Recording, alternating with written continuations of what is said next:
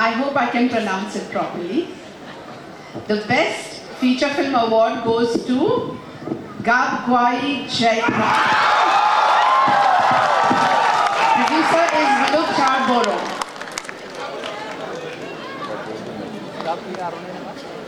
So we'd like to request the producer of Gabgwai Jaipur to come over stage and receive the check, dummy check. He will be honored with an ROI, a trophy and a certificate, a dummy check of 1 lakh rupees! Dummy check of 1 lakh rupees, oh my God. Let's give a big hand to the producer of the winning film.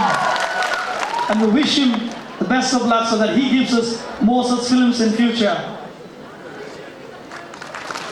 Give a big round of applause once again.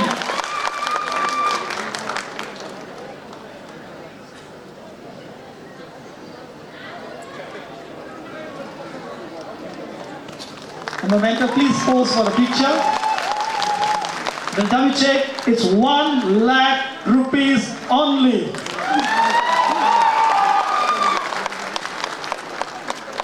The best film of the year 2024. Thank you very much, film. Thank you very much.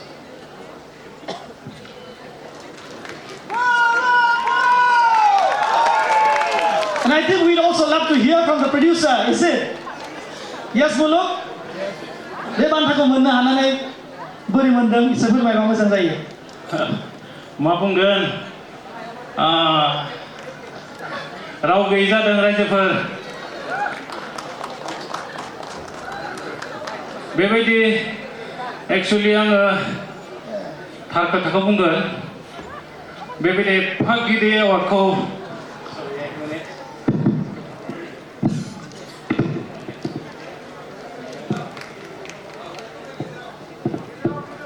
मोदोमाव मावफुंबाय थादों माने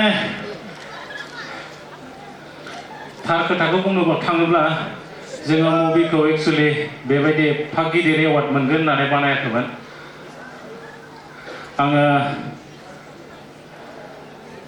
जोबोद आगोलनिफ्रायनो जेब्ला school फरायबाय थानाय समावनो बलिउडनि माखासे आर्टिस्टफोरखौ बा एक्टरफोरखौ नुनानै आंबो एसे गोसो गुदुं जाबाय थायोमोन उन्दैनिफ्रायनो जोबोद उन्दै बैसोनिफ्रायनोमोन आरोखि सानसे समाव आंबो बेबायदिनो मोनसे बा एक्टिं खालामगोन प्रडिउस खालामगोन बेखौ आं सानाखैमोन एक्टिं खालामगोन आं बेखौ सानबाय थादोंमोन उन्दैनिफ्रायनो आरो नोंथांमोना हयथ' मिनिनो हागौ आङो माने जेब्ला मिनिथावनायानो खोथाया बारा गोबाव खालामला खिन्थु सैथो खोथा बुंगोन आङो